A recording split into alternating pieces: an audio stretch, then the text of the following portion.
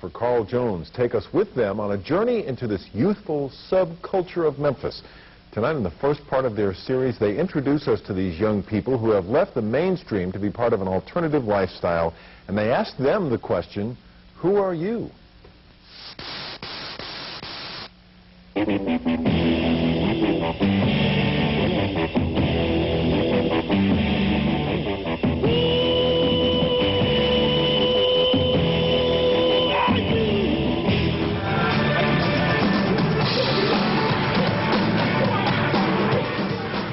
The youth scene is driven in a large part by its music. This is called thrash, hardcore, or punk. It's harsh, relentless, and makes a point. Pretty much rebellion, but it also concerns itself with social issues, ecology, government. It's always been very political, if not socioeconomic. Mark Kallaher, known as Angerhead, has been on the cutting edge of punk music and watching the kids that follow it for 10 years. The aggression is primarily released through the music. You see the black jackets, black leather jackets, and you see the strange hairdos, especially shaving their head. Yeah. That's just a form of rebellion and attention. A lot of people say, like, really backhanded compliments, like, you know, you could be such a pretty young lady if you didn't have your hair like that. I don't like the fact that people judge others by the way they look instead of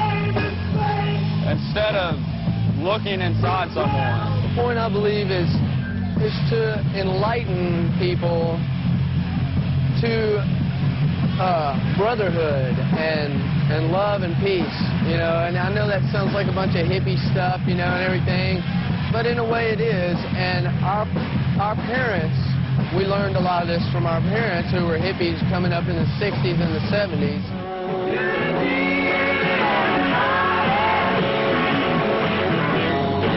The so-called Woodstock generation passed its legacy on to its children, and they've made its message of peace, love, and ecology their own. Hi, brother. Welcome to Babylon. With its blend of health food, alternative music, and irreverence, the Babylon Cafe has become one of the hot spots for alternative youth. Down here at the Babylon, we're all getting together and we love each other and we try to share what we have, our minds, our food, and it's a good thing. While drugs like marijuana, LSD, and ecstasy are still around, they're frowned upon. These youth in general are very health conscious, and many call themselves vegans. It's people with kind hearts who are not interested in hurting anybody or any animals or anything, so they exclude all animal products and whatnot. No eggs, no meat, no cheese, dairy products. Most of the young people I talk to are very clear-headed, intelligent, and concerned about the world they live in, and they're trying to change it for the better.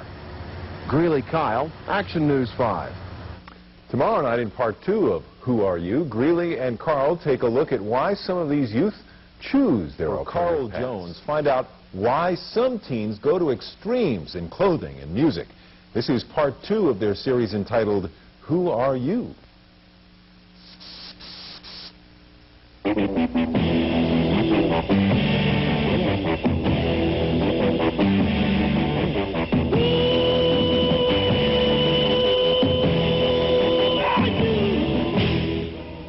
The young people that make up what they call the alternative scene are breaking boundaries and testing limits. Their clothes set them apart. Their jewelry and the places they put it positions them even further from the mainstream. One night, I decided to do it because everybody else was. So I figured I'd go, oh, well, I might as well just do it. I pierced everything else. I think in the beginning, when I first started dressing like this, maybe it was partly for shock value. But now it's just what I'm comfortable in wearing. I don't see anything scary about myself, but I've been told that I'm scary looking. It's about promotion of who you are, individualism. It's about expressing yourself positively. It's about expanding your consciousness, about the environment. It's about, you know, it's about against sexism and racism. It's about bringing people together. And while that may be true, mental health professionals say the need to belong may be at the root of the youth rebellion. I feel that most of them are really looking for a need to be accepted by a specific group. They're looking for ways to build self-esteem, to a sense of belonging. Greg Hughes of the Mid-South Hospital says this type of nonconformity is normal, but some teenagers do it for the wrong reasons. We see most of these type teenagers come from broken homes, divorce, step-parents in the home, which creates, in a lot of kids, not all, but creates a lot of anger, anxiety, rebellion. But on the whole, Hughes says this is generally a phase teens go through, and most of them will return to mainstream society as they mature. Greeley Kyle, Action News 5. Tomorrow night, Greeley examines problems of the alternative lifestyle. Who are you? Greeley Kyle and videographer Carl Jones show us some of the problems these young people face. Well, let's go on in and talk about it. All right. The second time show's been busted up here.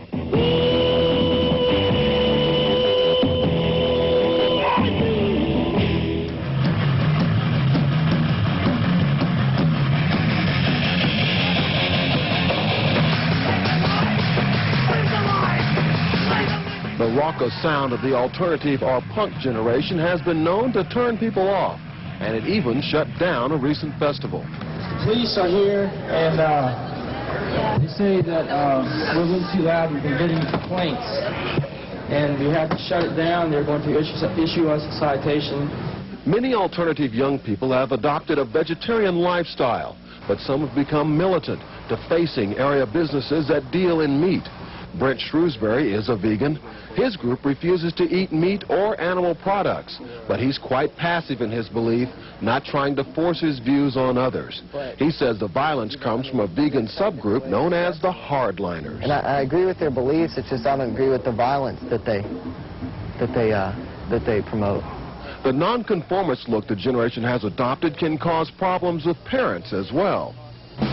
We get along okay now since I'm not living there, but while I was living there, it was pretty tight about what I wore and stuff. Katherine's part of a group of young people who've left their homes and banded together.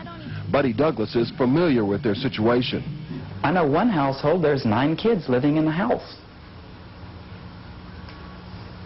And, you know, it's all of them can do to keep the bills paid and everybody fed, and all of them working. I think a lot of that, the kids that are, you know... Mary Naylor's daughter is close friends with that group of young people. Those are the kids that just say, well, there's nothing here. There's no love. There's no home life. What do I have? You know, and so they go to the, you know, they go out and find a house, you know, to all live in together, to find a family. It's really sad. John Gint says he used to be deep into the punk scene, but got out because he saw it trapping his life. I mean, I was just to go nowhere. I didn't have anything. I was just, my life was going to nothing.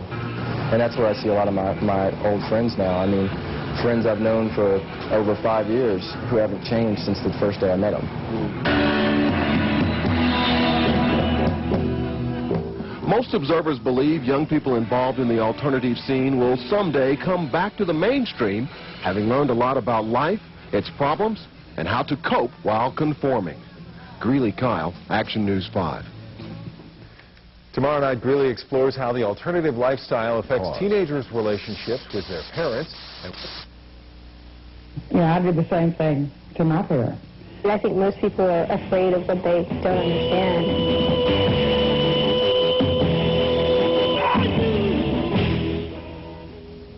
I don't eat meat, and we had a lot of arguments about me eating meat at dinner. Parents were real conservative, so it was a real trying time. Sometimes she goes out of the house looking like a junior bag woman, you know, and that sort of bothers me. It's not unusual for parents to be upset about their child's clothing or music. Broderick Christoff says his parents didn't understand him when he was into punk rock. You know, those times were like, parents are freaking out, you know, everything. because everything that you're doing is new and different to them and different from the way most other kids your own age are, so they don't have anything to reference you against. But differences don't have to drive a wedge between parent and child. 16-year-old Mary Wills loves punk rock, has punk hair, and she gets along well with her mom. I think I have a very strong, good, open relationship with my mother. You know, I've never felt weird about telling her anything. I like her. I really do. She's a good kid. I have tried to instill in her to be creative, to be herself, to be unique, and that was fine. You know, what she wanted to wear was her choice.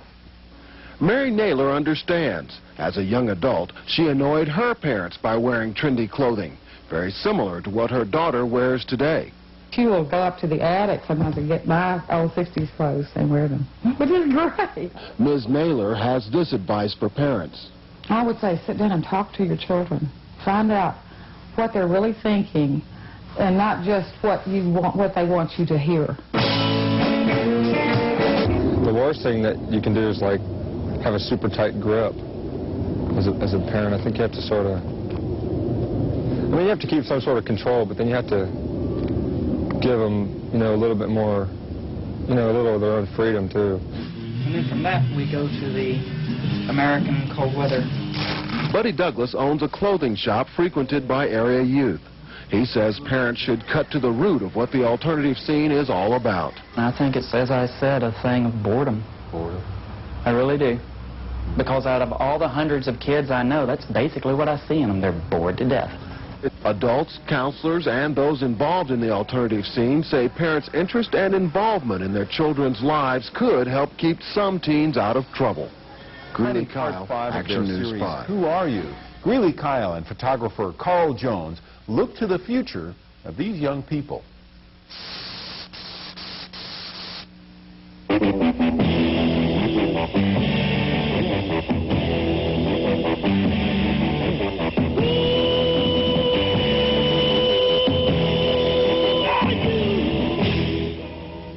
What's inside me?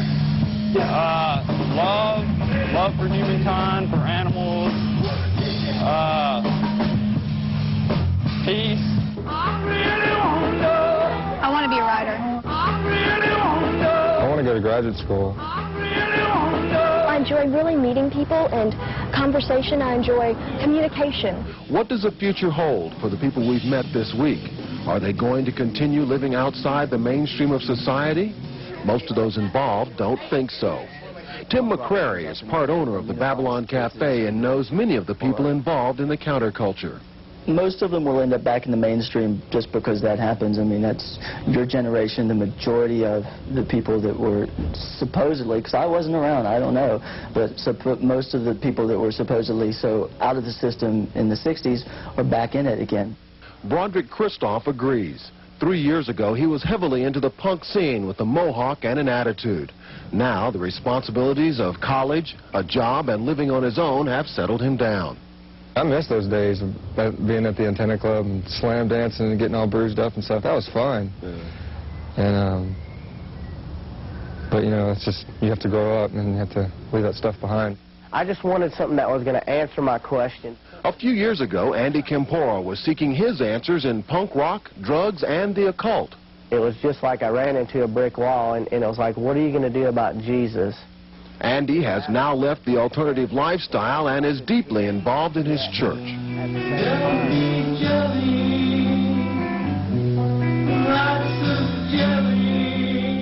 Stoughton Outland has found a balance between the mainstream and the alternative. Actually, I kind of go in and out of it, but I just think it's a lot of fun. It's a good reason to get together with friends and play music and get people out for a night. However, some young people stay caught up in the lifestyle.